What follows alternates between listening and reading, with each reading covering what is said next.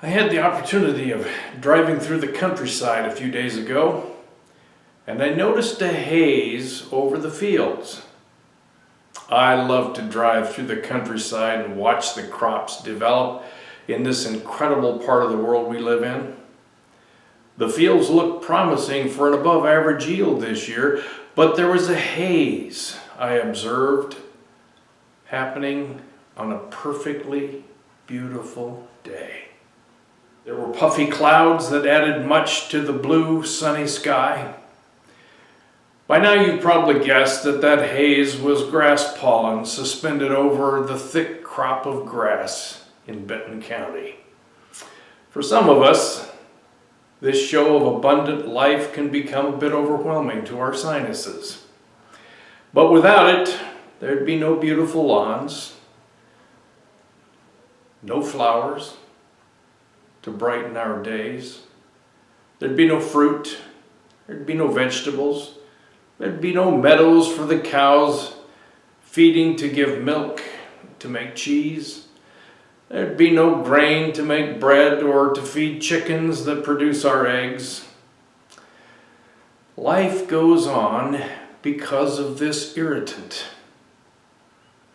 It infects the plants, causing changes that benefit us all. I began to think about the people that have infected my life. Mr. Hofer was one.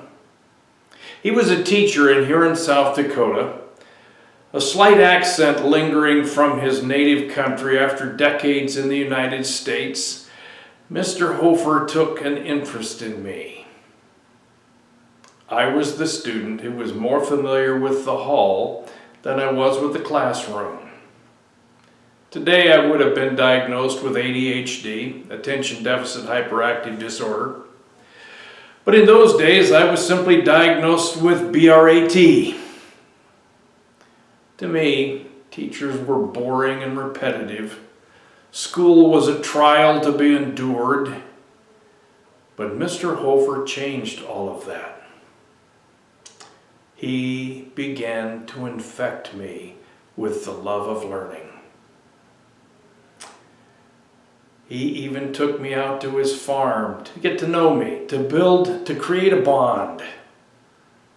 That was 5th grade.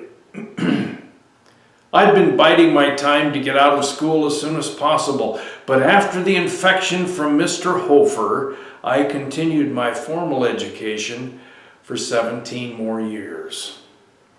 And my thirst for knowledge continues to this day. The truth is that each of us infects our world. We each change the room we enter.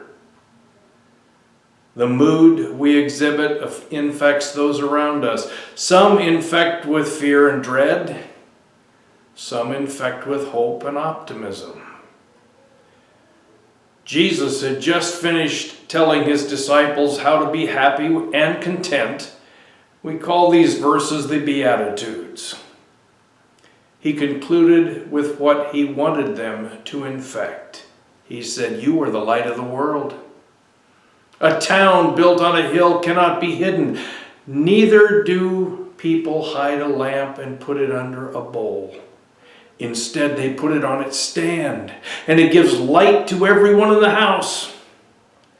In the same way, let your light shine before others, that they may see your good deeds and glorify your Father in heaven." That's Matthew 5:14 through 16. Paul added a comment in his letter to Timothy.